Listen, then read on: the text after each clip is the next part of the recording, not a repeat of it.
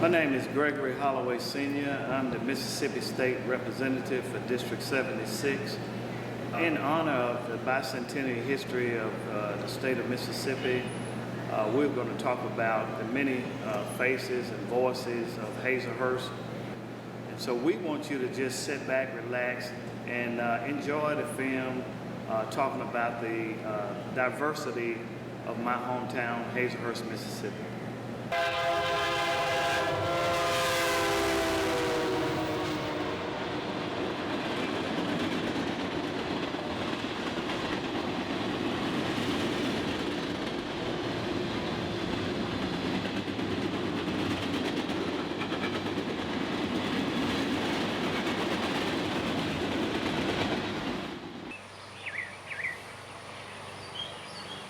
Hazlehurst is closely tied to the railroad.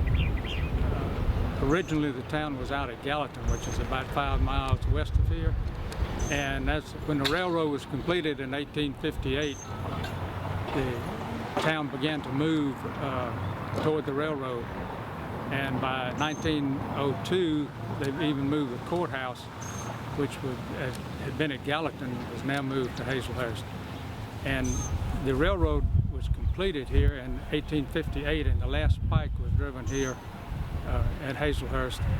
And the town of Hazlehurst is named for Mr. Hazlehurst, who was the chief engineer on the railroad, and he actually laid out part of the town. When the railroads came through, people started moving to the railroad. Well, they finally decided to move the county seat into Hazlehurst. And it was a big political to-do about that because people didn't want to lose their politicians out here around Gallatin. So that's how Hazlehurst got to be the county seat. Business was fairly good in Copiah County. And y'all might remember when we had the big sign, Mississippi's most diversified county. Yeah. Hazlehurst, center of Copiah. There were stores everywhere downtown. There was an A&P store that was there until after I married in 1967. But there were hardware stores and furniture stores and clothing stores, and Cooper's Appliance store was next to the Methodist Church. There were houses, stores. There weren't any stores away from the downtown area. Everything was in the downtown area. Downtown Hazlehurst was very busy. We had 3 department stores, 1 dedicated shoe store. There were 2 grocery stores on Main Street, hardware store, 2 movie theaters, 2 newspapers, 3, I think, drugstores, and both of the banks were in operation at that time. And the streets were very busy, people visiting along the streets. On Saturdays, it was especially crowded. It was just a good place to be. Blacks was living in these poor houses, broke down, and didn't have any quality of life, no heat, and roofs falling in. It was terrible. It was real terrible back in them days. You know, blacks didn't have an opportunity to do anything during that time.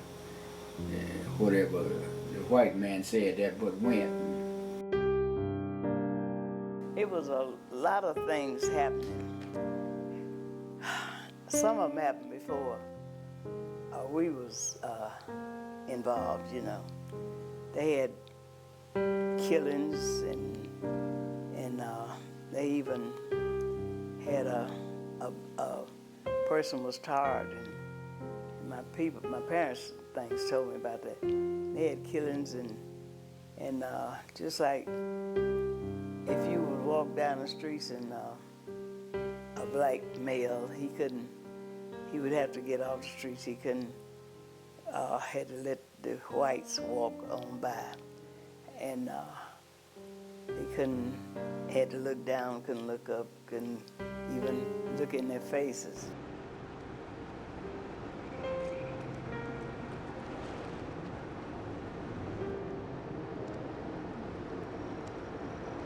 Hazlehurst was racially segregated. You had whites lived in one area, African Americans lived in the other, and I grew up in the African American side of town.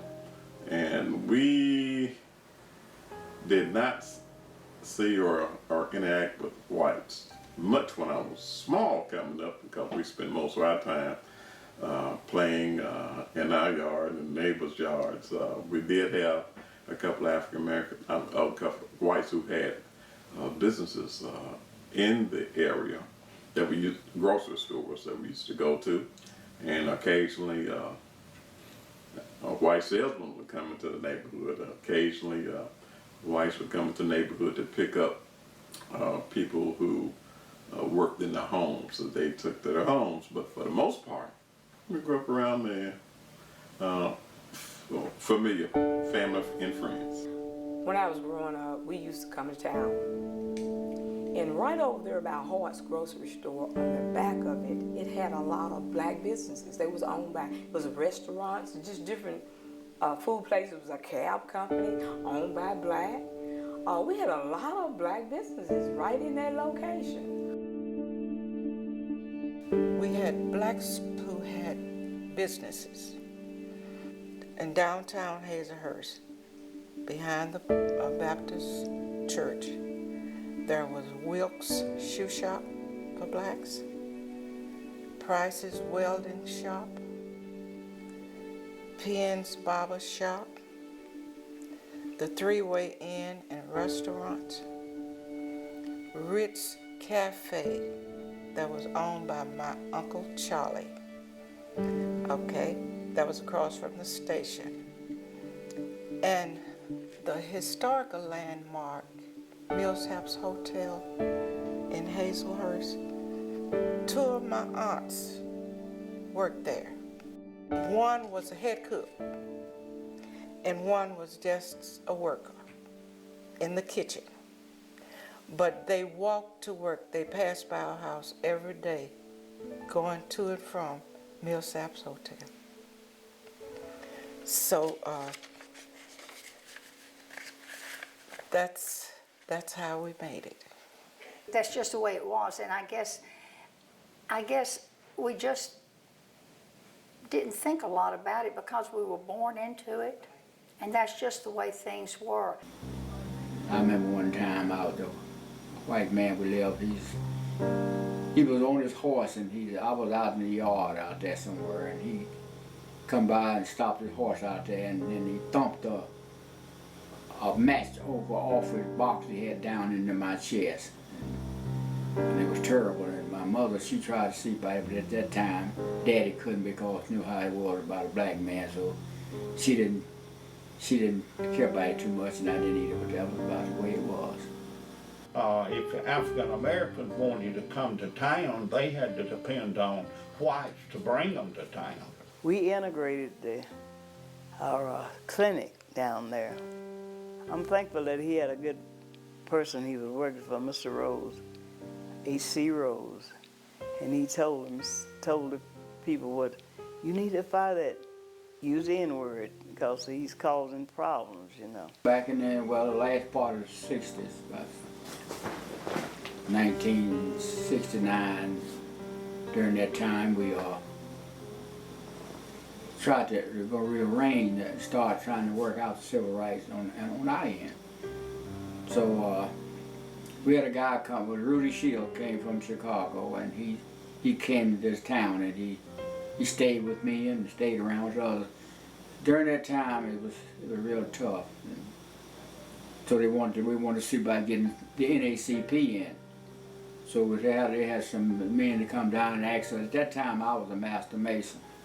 And the Masons all had to have a meeting to go see if we'd be okay for the NAACP to come in with, the NAACP to come in with us. So we agreed upon it. And they came in, and we started having a meeting at the Mason Hall across town, large number 88. And during that time, things got kind of rough, you know, because we had to do what we had to do. So we all registered our guns up, got our guns registered up, and got ready for the movement. And from time to time, you know, we were, heck, then we had one of the preachers, during the meeting, they went out there in the country and burned his house down. Minister, they burned his house up. Now, you always got a fraction of the people, it was a small percentage, that would not accept it, you see. But most of the business people here accepted it. When something went wrong, we had to get up at night and go see who was going, who was messing around somebody's house or something. And I had a friend of mine, every time we were going to have a meeting on that meeting night, just before that, we had to go, we went to churches to have a meeting at church, different church. We went to Halls Hill and Antioch and St. James. So we had to go crawl up under the building, all around, and look to see any bombs or any explosions anywhere. So we went to go down to that church, and we were the next one. We were going to have a meeting at the next church. At night we had to go do the same thing, and even to go into the hall and check. We had to check that, to risk our lives trying to keep everything going, but we never have no problem out of that right there. We had a boycott, we had sit-ins and things because the blacks had to sit in the back.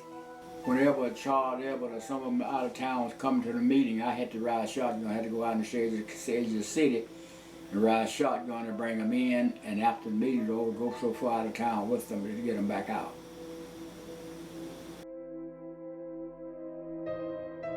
Well, they didn't have any jobs for blacks in this county. Or only one place that the chicken plant had never came into town. And the only place you could work was in the field. They were sharecropping, and you would work. Some children had to stay out of school and try to help their family raise crops. I don't have any animosity now, but I wanted to work for a change because I knew it wasn't right, and my husband did too. Hazlehurst had an old 2 or 3-story building. That was grammar school and high school, and everything was in that thing. Well, they finally built the new school, what we call, they still refer to the new school as the high school, and the grammar school and high school was over there. Then the blacks had a school, but they didn't have very good buildings. I think it was sort of scattered out in a lot of different buildings. We had 2 schools. One colored school that went to grades 1 through 10 at one time. And the other schools were the elementary school and high school. I had my sisters and brothers attended the school. But when they got to 10th grade, they had to go out of state to get their high school diplomas. My house was like a chicken house. Well, it had the windows were just 2 planks nailed together in a wire put in there to fasten them. And you could see the chickens down up on the house through the holes. And the school was just about the same way. We had to go out in the woods, us girls with the boys, and tote wood for the school to keep warm. And it was just a little bit of shack on the side of Highway 20. I think we became much more aware of the inequities with regard to education and that sort of thing as the integration movement came along. Prior to the parish house being built as a consolidated school in 1959, most of the children were educated in church schools. We had a lot of 1-room schoolhouses, 2- and 3-room schoolhouses, and Antioch had a 2-story house, and there were kids from 1st through 6th grade going to Antioch, and where the Antioch church is right now, there was a two-story house. So the Antioch School is where the new Antioch Church has been built, but it was an old wooden frame schoolhouse. It was two separate school districts, and you black school and you white school, and then finally integrated. And most of them went to the big school over here where it is now. In 1959, Parish High became a consolidated school. They consolidated all of the rural African American schools into what they called the colored school. They had the white school, Hazlehurst High. Parish High was where all the African American students went. We went from, and they had grades from 1 through 12. But I did not get a chance to go to Parish High until the 3rd grade, because that was when they built the new consolidated school, and Parish was a new school then.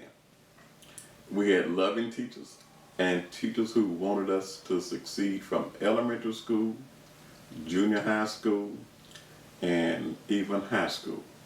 A lot of our teachers not only had college degrees, but they had gone out of state to graduate school, and a lot of them had graduate degrees. I remember A.J. Dillon was a principal at Parish High School, and he believed that we could do anything we wanted to do. In 1959, we moved from the high school on Larkin Street to Parish High School on Monticello Street. During that time, we had gotten a new principal, Mr. A.J. Dillon. He always wanted the school to look good. We were trying to get the school accredited. It was during that time we were getting ready to start the process of integration. Different students were asked if their family would allow them to move into that integrated situation of freedom of choice. One lady told me, she said, we don't want our children going to school with them because they'll go to marrying our children. And a lot of people resented it, blacks and white resented it. They didn't want to mingle back in those days, and some of them still don't today, I'll have to say that.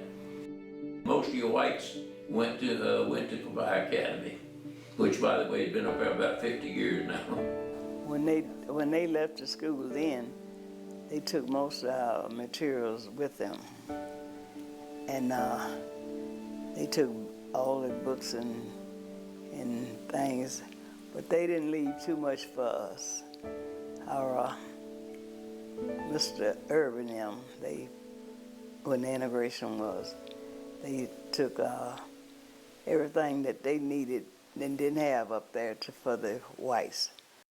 The principal and the counselor were interested in sending someone to the high school, the Hazlehurst High School on Haley Street, who would be able to withstand whatever pressures were put on them by the other race. And so through a process of elimination and with the help of those students and their parents, some students were selected to go to the Hazlehurst High School and/or they volunteered. My middle girl, Sharon, she had to go to the Hazlehurst School, and she was just had started school, and so she went over there. They had some children had freedom of choice at first, you know, but then she decided. My husband said, "Well, if it's integration, I'm gonna get her involved in going to the school was integrated because I want her to have quality education just like anybody else." But it wasn't popular. They got spit on, talked about, and she got in an altercation with some students, but she wasn't afraid. She stood up for what she had to do. I had no intentions of going to Hazlehurst High School. I didn't want to go there. I had already talked to Mr. Farish about being in the band, and I was going to play the saxophone. He was going to help me get an instrument. So when everybody was signing up and going, I know they were having a hard time getting people to go. Maxine called me, Maxine Chase, who was my friend, and she said, Daphne, she said, you haven't signed up to go to Hazlehurst. Aren't you going to go? We really need you to go. And I was thinking, no, I really don't want to go. But I felt Maxine shamed me into it. I want to be in the know. Anything new happening, I was just nosy. And I used to go to the NAACP meetings in March, and I said, goodness, why not go? I've done all that work, and to me it was just exciting, something new. I was in the elementary, Hazlehurst Elementary, so they called it freedom of choice at that time. And as Daphne said, my father fought with the NAACP in order for us to have this right. Therefore, it was not really a choice for me. So, on behalf of my parents, I was designated to go, which was a good thing for me, I think, in the end. And I was probably in about the 5th grade when I went. The only thing that really was different to me, at parish, either you got your lesson or you got a whooping. At Hazlehurst, they didn't care whether you learned or not. They were just going to get in that room and teach.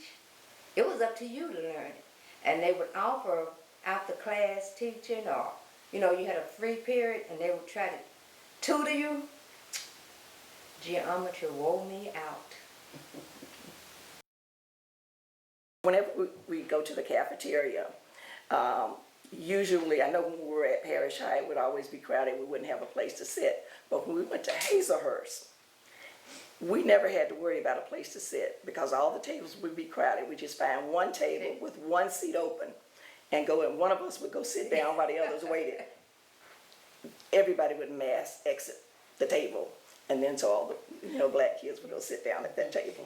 And then we did it every day. We just looked for one empty seat, go sit down because we knew everybody else was going to leave, and then they'd come and sit down.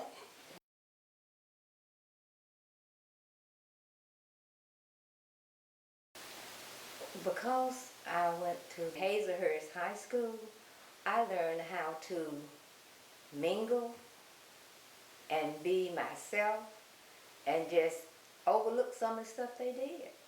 And I learned that no matter what you do, sometimes it won't work. It won't help. You just overlook them, do what you're going to do, and go ahead.